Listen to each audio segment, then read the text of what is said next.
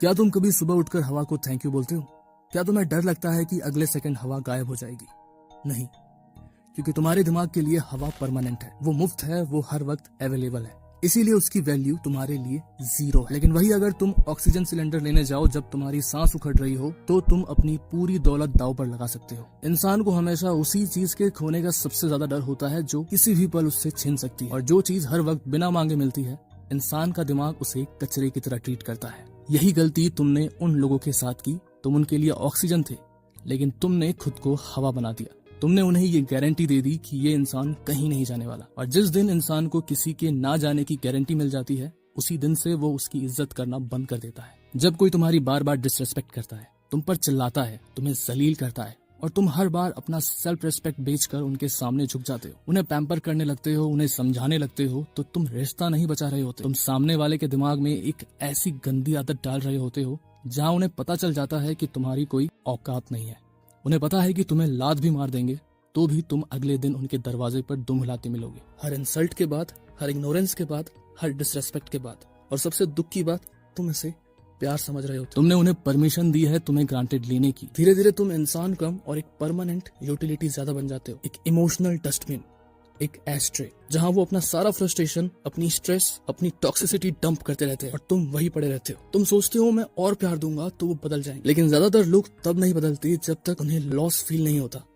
इंसान उस चीज को इम्प्रूव नहीं करता जिसे वो लूज करने से नहीं डरता, और तुमने उन्हें कभी डर फील ही नहीं होने दिया। हर बार तुम वापस आ गए, हर बार तुम और अवेलेबल हो गए। और याद रखना, फैमिलियरिटी अगर बाउंड्रीज के बिना हो तो रेस्पेक्ट को धीरे धीरे खा जाती है। डार्क साइकोलॉजी में एक कॉन्सेप्ट है इंटरमिटेंट रीइंफोर्समेंट, और टॉक्सिक रिलेशनशिप्स इसी प्रिंसिपल पर सर्वाइव करती हैं। कभी नोटिस किया है, टॉक्सिक रिलेशनशिप्स में इंसान पूरे दिन एक मैसेज का वेट करता रहता है, एक रिप्लाई, एक नोटिफिकेशन, एक कॉल, और जब वो फाइनली आता है तो इंस्टेंट रिलीफ फील होता है। लेकिन अजीब बात यह है, तुम्हें सबसे ज्यादा एक्साइटमेंट मैसेज मिलने पर नहीं होती, तुम्हें एक्साइटमेंट उसके आने से पहले होती है। इसीलिए साइंस के अकॉर्डिंग डोपामाइन सिर्फ रिवॉर्ड का केमिकल नहीं है, ये एंटिसिपेशन का केमिकल है, इंतजार का केमिकल। वो टेंशन, वो एक्साइटमेंट, वो अनसर्टेनिटी जो इंसान फील करता है जब उसे नहीं पता होता कि नेक्स्ट अटेंशन कब मिलेगी। और टॉक्सिक लोग इसी अनसर्टेनिटी का यूज करते हैं, कभी अटेंशन देकर, कभी साइलेंस मेंटेन कर, कभी तुम्हें इंपॉर्टेंट फील करा के, कभी तुम्हें इनविजिबल फील करा के। इसीलिए टॉक्सिक लोग तुम्हें कभी कंप्लीटली रिजेक्ट भी नहीं करते और कंप्लीटली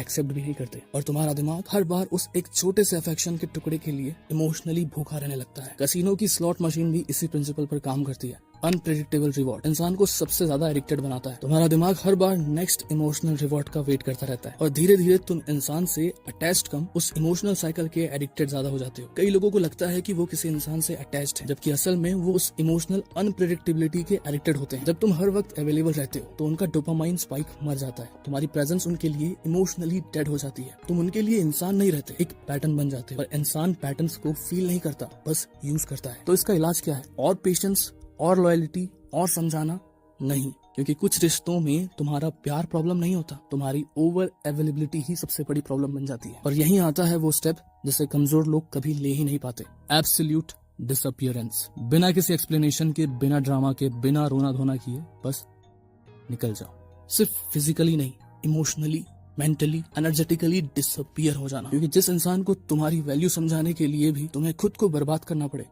वहां रुकना सेल्फ रिस्पेक्ट नहीं होता, सेल्फ डिस्ट्रैक्शन होता है। एब्सोल्यूट डिसअपियरेंस का मतलब सिर्फ मैसेज इग्नोर करना नहीं होता, ये अपने नर्वस सिस्टम को उस एडिक्शन से अलग करना होता है जहाँ तुम्हारा मूड किसी और के बिहेवियर पर डिपेंड करने लगा था। ये हर बार फोन चेक करना बंद करना होता है, ये हर डिसरेस्पेक्ट को जस्टिफाई करना बंद करना होता है, ये खुद को उस इमोशनल प्रिजन से निकालना होता है जहाँ तुम्हारी पीस किसी और के मूड की गुलाम बन चुकी होती है। तुम समझ नहीं रहे, टॉक्सिक अटैचमेंट सिर्फ इमोशनल नहीं होता, बायोकेमिकल भी होता है। तुम्हारा दिमाग उनके टेक्स्ट्स, उनकी अटेंशन, उनकी वैलिडेशन, उनके मूड स्विंग्स का एडिक्टेड हो चुका होता है। और एब्सोल्यूट डिसअपियरेंस उस एडिक्शन का विथड्रॉल फेस है। एब्सोल्यूट डिसअपियरेंस सामने वाले को पनिश करने के लिए नहीं, उस एडिक्टिव लूप को तोड़ने के लिए होता है। जब तक तुम अवेलेबल रहते हो तब तक सामने वाले को तुम्हारी वैल्यू फील नहीं होती, क्योंकि इंसानी दिमाग प्रेजेंस को अडॉप्ट कर लेता है, लेकिन एब्सेंस दिमाग को फोर्स करता है कंपेयर करने के लिए। पहले वो तुम्हें नोटिस नहीं करते थे, अब वो हर जगह तुम्हारी मिसिंग प्रेजेंस नोटिस करेंगे। कई बार लोग तुम्हारे इंपॉर्टेंस तब नहीं समझते जब तुम उनके साथ होते हो, तब समझते हैं जब उनका नर्वस सिस्टम तुम्हारी एब्सेंस से टकराना शुरू करता है। और जब तुम सच में इमोशनली विथड्रॉ होते हो तब पहली बार उन्हें तुम्हारी वैल्यू नहीं, तुम्हारी एब्सेंस का वेट महसूस होता है। तुम वहाँ सिर्फ एक खाली जगह नहीं छोड़ते, तुम पैदा करते हो द वैक्यूम इफेक्ट। कभी नोटिस किया है, जब कोई इंसान रोज तुम्हारी जिंदगी में होता है तो तुम उसकी प्रेजेंस कॉन्शियसली फील भी नहीं करते, लेकिन जिस दिन वही इंसान अचानक गायब हो जाए तब हर चीज अजीब लगने लगती है। वही जगह,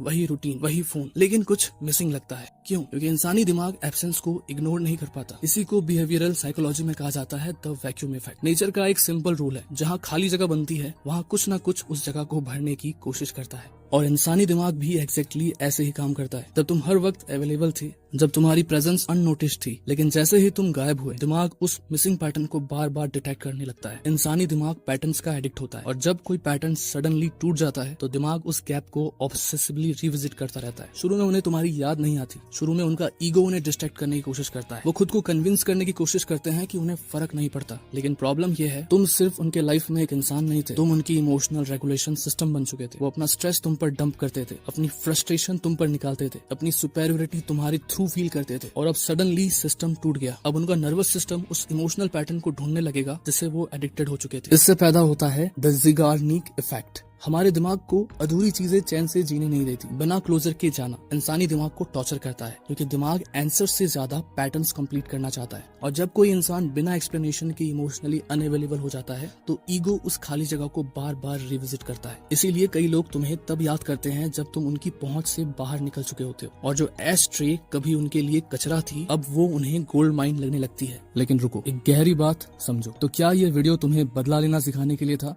या ऐसे टेक्निक्स बताने के लिए जिससे तुम सामने वाले को तड़पाओ? नहीं। अगर तुम ये सब इसलिए करना चाहते हो कि सामने वाला तड़पे या लौट कर वापस आए, तुम्हारे सामने गिड़गिड़ाए और माफी मांगे, तो ये एक्सपेक्टेशंस ही ये बताता है कि तुम सिर्फ फिजिकली दूर हुए हो। तुम्हारे इमोशंस का कंट्रोल अभी भी सामने वाले इंसान के पास है। और याद रखना, अगर उनका रिएक्शन तुम्हारे प्लान के हिसाब से नहीं आया तो वो तुम्हें फिर से उतना ही बुरा इफेक्ट करेगा। तो इस वीडियो का मकसद क्या है? डिसअपियरेंस का मतलब उन्हें टॉर्चर करना नहीं है, खुद को रिक्लेम करना है। याद रखो, जो इंसान तुम्हारे वक्त, तुम्हारी केयर, तुम्हारे प्रेजेंस की कदर नहीं कर सका, वो कभी तुम्हारा था ही नहीं। वो बस तुम्हारी एनर्जी का शिकार कर रहा था अपनी ईगो को सेटिस्फाई करने के लिए। वो तुमसे प्यार नहीं करता था, वो उस पावर से प्यार करता था जो उसे तुम्हें नीचा दिखाकर मिलती थी। ऐसे इंसान के लिए अपनी ऊर्जा वेस्ट करना बंद करो, जिनके लिए तुम कभी कुछ थे ही नहीं। उन्हें तड़पाने की कोशिश करना भी उन्हें ऊर्जा देना ही है। ट्रू पावर बदला लेने से नहीं, इंडिफरेंस में है, यानी इस बात में कि अब उनका होना या ना होना तुम्हारे लिए कोई मायने नहीं रखता। जब तुम एब्सोल्यूट डिसअपियर होते हो तो तुम उन्हें सजा नहीं दे रहे, तुम खुद को एक नया जन्म दे रहे होते हो। तुम वो सारी एनर्जी जो तुमने उन्हें समझाने और संभालने में झोंक दी थी, उसे वापस समेट रहे हो। ये डिसअपियरेंस उनके दिमाग में वैक्यूम पैदा करने के लिए नहीं, बल्कि तुम्हारे दिमाग में स्पेस पैदा करने के लिए है, ताकि तुम उस सुकून को महसूस कर सको जो तब मिलता है जब तुम किसी टॉक्सिक बोझ को कंधे से उतार देते हो। उन्हें उनकी किस्मत पर छोड़ दो और तुम अपनी मंजिल की तरफ मुड़ जाओ। जिस दिन तुम्हें उनके रिग्रेट की जरूरत महसूस होना बंद हो जाएगी, समझ लेना उस दिन तुम जीत गए। और सामने वाले के लिए सबसे बड़ी सजा ये नहीं कि तुम उन्हें दर्द दो, बल्कि ये है कि तुम्हें उनके दर्द से अब कोई फर्क नहीं पड़ता। समझे?